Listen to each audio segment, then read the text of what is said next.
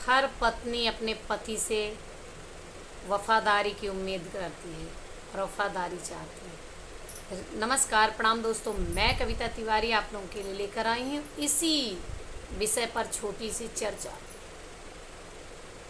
रावण का वध हुआ, राम जी ने वध कर दिया।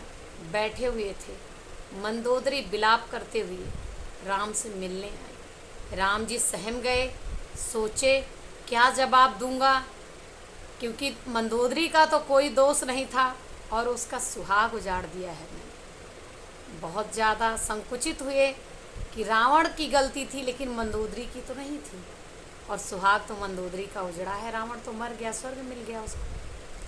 अभी पूछेगी मुझसे तो मैं क्या जवाब दूंगा। और मंदोदरी पीछे से राम के आगे आने वाली थी, तब तक परछाई पड़ी, राम जी उठ खड़े हुए।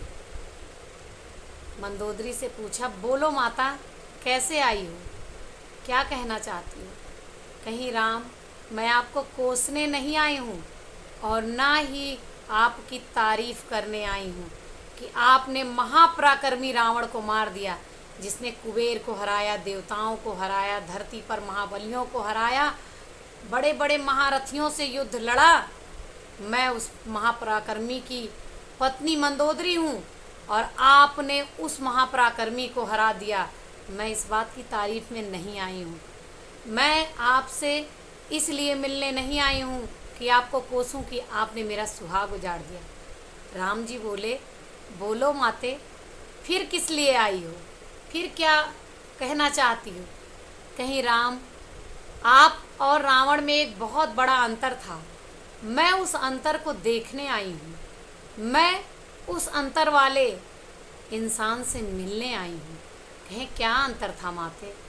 कहीं कि राम, एक आप हो कि पराई स्त्री की परछाई पीठ पर पड़ी तो आप उठकर खड़े हो गए, और एक मेरा पति था जो पराई स्त्री को उठाकर घर ले आया। यही अंतर आप और रावण में सबसे बड़ा था।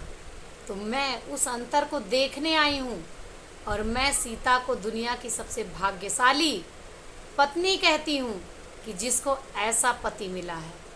तो वही चीज़ें आज की पत्नियाँ भी चाहती हैं।